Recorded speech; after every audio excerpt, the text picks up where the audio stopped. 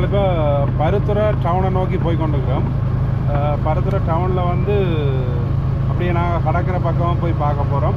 இந்த கடற்கரையினுடைய நிலைமைகள் இருக்குது. இப்போ திருப்பி ரெண்டாந்திரம் எங்களோட யாழ் மாவட்டம் பொதுவாக அந்த மழை தாக்கத்துக்கு உள்ளாகி இருக்குது. அதால் அந்த சூறாவளியும் இடைக்கிட அடித்து கொண்டிருக்கு. அதால் எப்படி இருக்குது எங்களுடைய கடற்கரை பக்கம்னு சொல்லி நாங்கள் பார்க்க போகிறோம். அதோட பருத்துறை டவுனையும் நாங்கள் இருக்கா பார்க்க போகிறோம். வாங்க என்னோட நீங்கள் ட்ராவல் பண்ண போகிறீங்க. முக்கியமாக இந்த வீடியோ பார்க்குறாக்கள் மறக்காமல் சப்ஸ்கிரைப் பண்ணுங்கள், லைக் பண்ணுங்கள், மற்றாக்களும் ஷேர் பண்ணுங்கள். மழை அதிகமாக இருக்கிறதால டவுனில் இருக்கிற சன கூட்டங்கள் கொஞ்சம் குறைவாக தான் இருக்குது.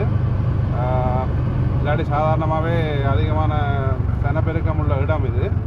ஆனால் இன்றைக்கு கொஞ்சம் குறைவாக தான் இருக்குது.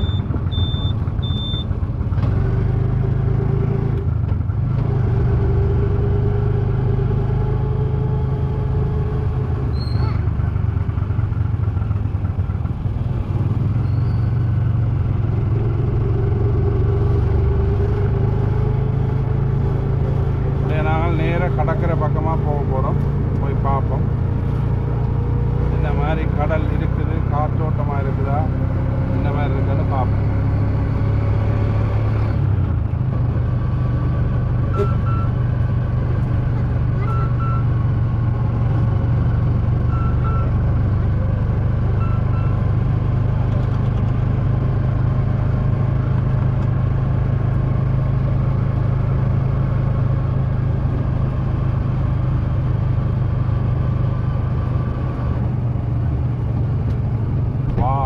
கடல் சரியான அலை கொண்டு தான் நிற்குது. கடல் சரியான பெருக்கமாக இருக்குது. பார்த்தீங்கன்னா தெரியும், கடல் பெருக்கமாக தான் இருக்குது.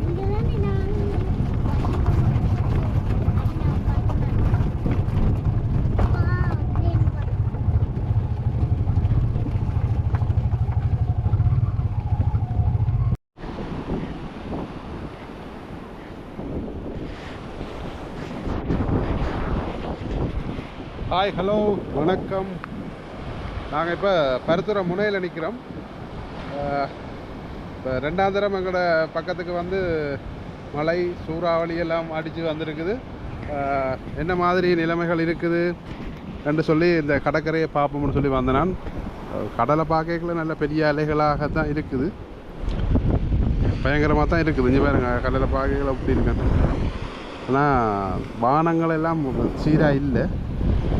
வானம் கொஞ்சம் மேகமூட்டமாகத்தான் இருக்குது. புயல் போயிட்டுதா மழை போயிட்டுதான்ட்டு தெரியாமல் தான் இருக்குது. பார்த்திங்கன்னா தெரியும், நார்மலாக எல்லா பக்கமுமே இந்த என்னென்னு சொல்கிறது, கடல் எல்லாம் இந்த அலை அடித்து கலங்கி போயிருக்கு. இது வந்து அந்த பருத்துறையில் உள்ள ஹாபர்ன்னு சொல்லுவாங்க, அந்த பகுதி இது.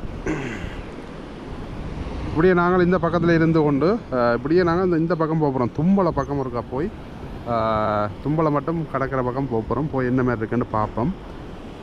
நாங்கள் முதல்ல ஒரு வீடியோவில் இந்த பக்கம் படியாக பார்த்துருப்போம், மலை சேதங்கள் எல்லாம் பார்த்துருப்போம். இப்போ நாங்கள் இந்த பக்கம் போய் என்ன மாதிரி இருக்குன்னு பார்க்க போகிறோம். ஆமாம், அலையெல்லாம் அடிக்குது, பெரிய இதாக அடிக்குது, பெரிய பெரிய அலைகள் வருது.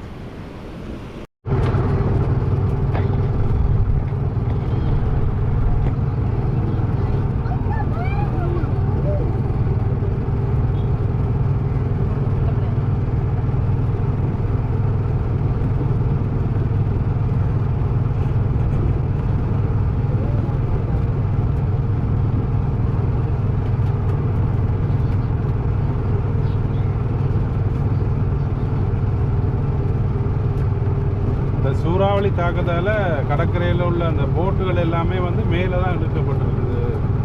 மேலே இழுத்து வச்சுக்கிறாங்க சூறாவளி பாதிப்புகளால். பார்த்தா தெரியும், ரோட்டு வழியெல்லாம் அந்த போட்டுகள் வைக்கப்பட்டிருக்கு. ஏன்னாட்டா சூறாவளி வந்து பெரிய கடல் பெருக்கெடுத்தால் அவங்களோட அந்த வள்ளங்களுக்கு எல்லாம் பாதிப்புன்ற வழியால் மேலே இழுத்து வச்சுக்கிறாங்க.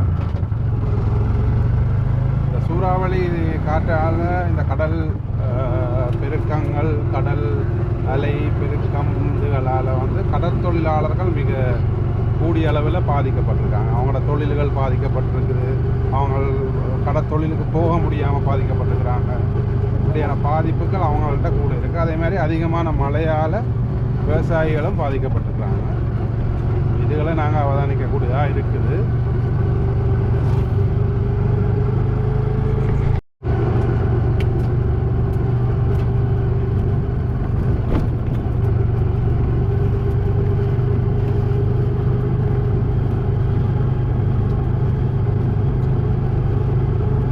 காற்று நிலைமைகளால் யாருமே கடற்தொழிலாளர்கள் தங்களுடைய கடல் தொழிலுக்கு போகவில்லை.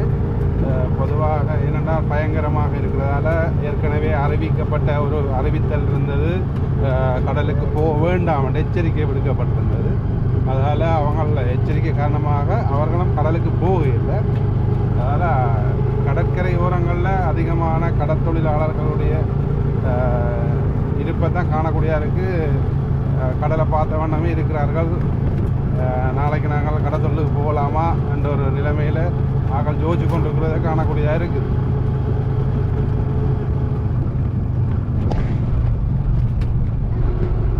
தும்பலை பீச் பக்கம் போய் கொண்டிருக்கிறோம். என்ன மாதிரி இருக்குன்னு பார்த்தா அந்த ரோட்டு ஃபுல்லாகவே தண்ணி தான் ஓடிக்கொண்டு இருக்குது. இதால் தான் தண்ணி ஓடி வெளியேறது போல கடல் பக்கமாக. அப்போ முழுக்கவே தண்ணியாக தான் இருக்குது ரோட்டு ஃபுல்லாகவே. எவ்வளோ தூரம் எங்களால் போகலும், இல்லாட்டி தும்பலை பீச் மட்டும் போகலாமான்னு பார்ப்போம்.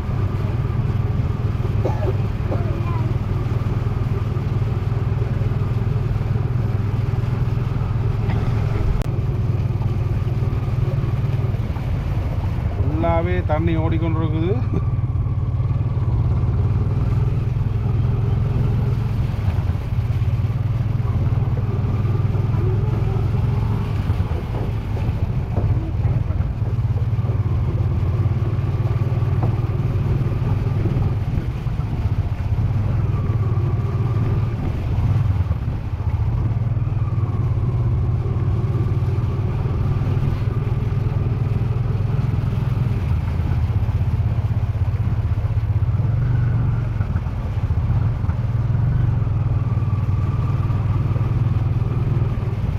இதால் அப்படியே திரும்பி போகுது, இதால் அப்படியே திரும்பி இஞ்சால போகுது.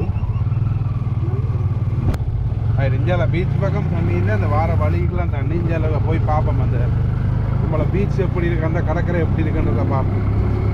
காற்று அடித்து ஓஞ்சிருக்கிறபடியே எப்படி இருக்குன்னு பார்ப்போம்.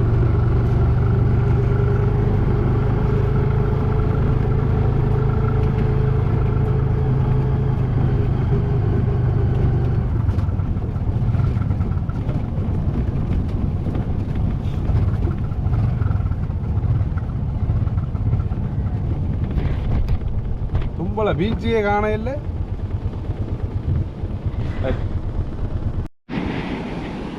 இப்போ தும்பலை பீச்சில் நிற்கிறோம். வளமையாக பார்த்தீங்கன்னு சொன்னால் கடல் வந்து நல்லா தொங்கல் இருக்கும், அங்கே இருக்கும்.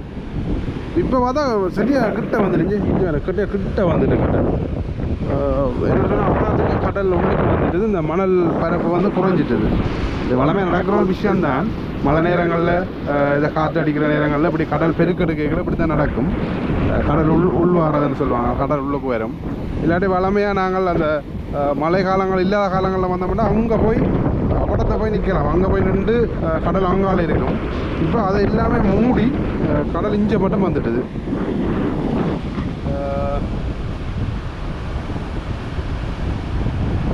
ஆனால் வானம் கொஞ்சம் வெளிச்ச மாதிரி இருக்குது. கொஞ்சம் வானத்தில் அந்த இதுகள் கொஞ்சம் வெளிச்ச மாதிரி, கொஞ்சம் மழை குறைஞ்ச மாதிரி இருக்குது. ஆனால் காற்றடிக்கிறது பெரிய பெரிய அலைகளை பார்க்கக்கூடியதாக இருக்குது. இது வேறங்க அலைகளை பார்க்கக்கூடியதாக இருக்குது. கடலில் அந்த வீசி மீன் பிடிக்கிற ஆட்கள் கொஞ்சம் அவை தான் அந்த மீன் பிடிக்கிற ஆட்கள் மீன் பிடிக்கிற மொழிய. மற்ற பெரிய பெரிய போட்டுகளோ எதுவுமே கடலில் இல்லை, கப்பல்கள் ஒன்றுமே கடலில் இல்லை. என்னடா எச்சரிக்கை விடுத்ததால் யாரும் கடலுக்கு போகணாமட்டு, அதனால் யாருமே கடலுக்கு போகவில்லை. இப்படி கடற்தொழில் மீனவர்கள் தொழிலுக்கு போகாமல் இருக்கல மீன் உபயோகிக்கிறவங்களுக்கு மீனுக்கு என்ன செய்வாங்கன்னு தெரியல. அவங்க மீன்ஸ் இந்த பருத்துற மீன்ஸ் அந்த பக்கமும் போய் பார்ப்போம். மீன்கள் இருக்குதா, என்ன மாதிரி சந்தை இயங்குது ரெண்டு ஒருக்கா நாங்கள் பார்ப்போம். மீன்களோட விரவு எப்படி இருக்கான்னு பார்ப்போம். பொதுவாகவே எனக்கு அதிகமான மீன் வாரது பருத்துற பக்கம். இன்றைக்கு பார்ப்போம் எப்படி மீன்களோட விரவு எப்படி இருக்குன்னு சொல்லி நாங்கள் பார்ப்போம். இப்போ நாங்கள் எங்கே போகிறோம்? பருத்துற மீன் சந்தை. வாங்க போகலாம்.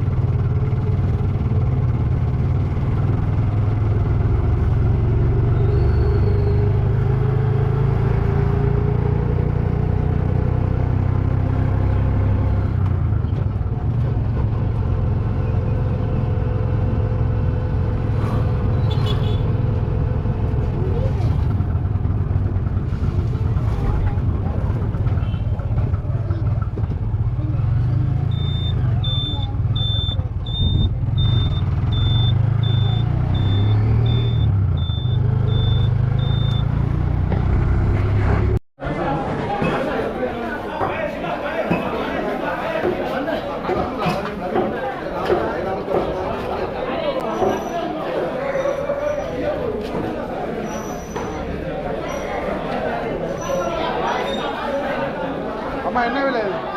அம்மா என்ன விலை? 1400 ஜனங்களுக்கு 1200 மீனை பாருங்க. ஒன்றும் பார்க்கக்கூடாது, எல்லாம் உட்காந்து என்ன விலை? 400 கொடுக்கலாம். 400.